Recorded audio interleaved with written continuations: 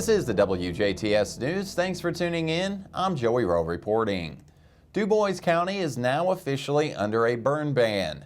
Due to drought conditions throughout DuBois County, the Board of Commissioners, at the recommendation of the 12 DuBois County fire chiefs, have put in a burn ban effective immediately. The following acts are now prohibited in DuBois County. Open burning of any kind using fuel such as wood or other combustible matter, with the exception of grills fueled by charcoal or propane. The burning of debris such as timber or vegetation, including debris from building construction activities, and an exception on the burn ban are campfires and recreational fires that are continuously accompanied and enclosed within a 48-inch maximum non-combustible barrier. Other surrounding counties also under countywide burn bans are Martin, Spencer, Perry, Orange, and Washington counties. The Four River Arts and Crafts Harvest Home Festival will take place this weekend at the DuBois County 4-H Fairgrounds. On Saturday, things will get underway at 9 a.m. and run until 4 p.m., and on Sunday from 10 a.m. until 4 p.m. They will have more than 200 booths brimming with handmade merchandise, including wood crafts, furniture, embroidered and sewn items, quilts, jewelry, floral arrangements, and holiday decor. They'll also have assorted baked goods, treats, and delicious food are sure to please your taste buds.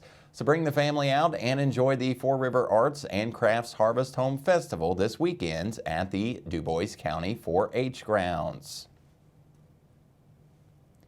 A new recovery center for women opened its doors in Jasper this week as they celebrated their ribbon cutting on Wednesday morning.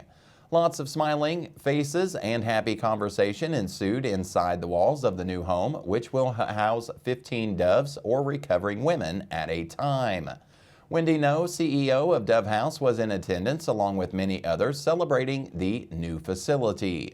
Yes, it was so amazing. I had no idea the amount of people that would show up this morning.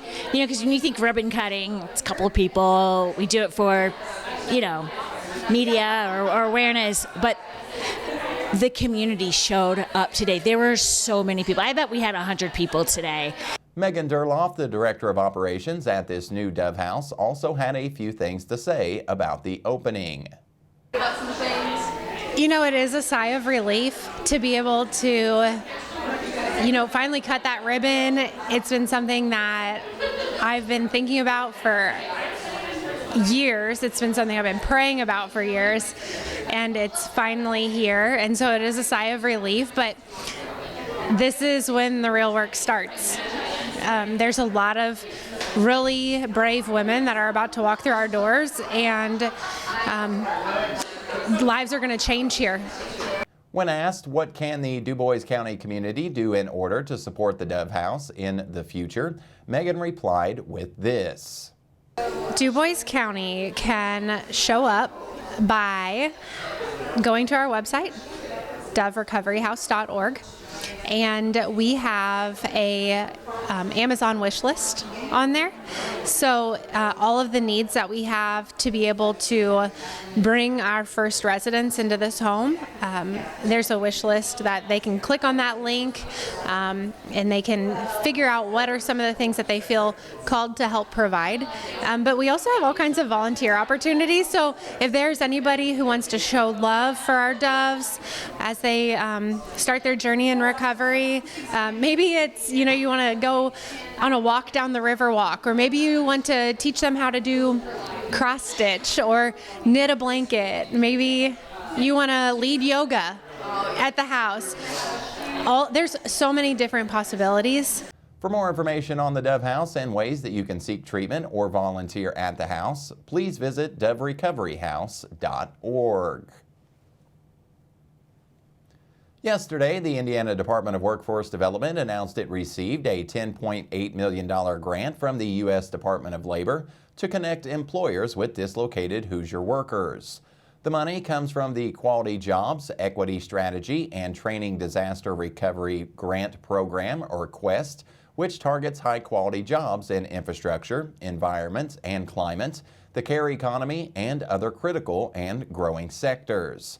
DWD will utilize the grant funding to strategically partner with the Indiana Chamber of Commerce and others to develop a comprehensive outreach strategy with Indiana employers to target populations disproportionately impacted by the economic inequalities exacerbated by the pandemic. For the employer population, DWD will prioritize work with employer partners in identified high-demand recovering sectors and in emerging sectors such as renewable energy, electric vehicle technologies, and semiconductor production.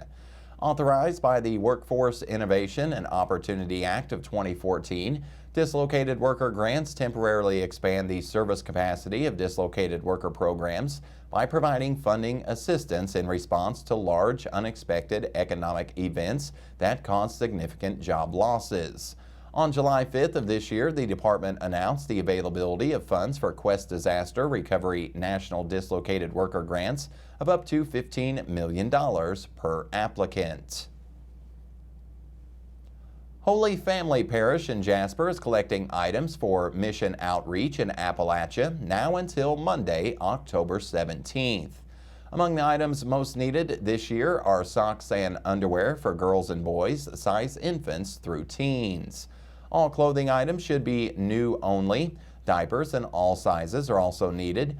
Other items used are shampoo, hair conditioner, and liquid body soap, toothpaste, especially small sizes, and toothbrushes. This year, because of the flooding, bleach and other cleaning supplies are also needed. Items can be dropped off and placed in the box in the narthex and should not be wrapped. A list of items for collection will also be in the narthex at the church. You can go to catholicmissionky.org for more information on the mission and outreach program. For more information regarding this project at Holy Family, you can contact Sharon Berger at 812-630-3257. The Indiana Department of Transportation has announced daily lane restrictions for State Road 56 near Ireland. Beginning on or around Tuesday, October 18th, lane restrictions will begin on State Road 56 between West 300 North and Walnut Street. Alternating lane restrictions will allow for crews to perform saw cutting, deep patching, and spot wedging operations. During restrictions, traffic flow will be controlled by a flagger. A 12-foot wide limit will be in effect for traffic traveling through the work zone.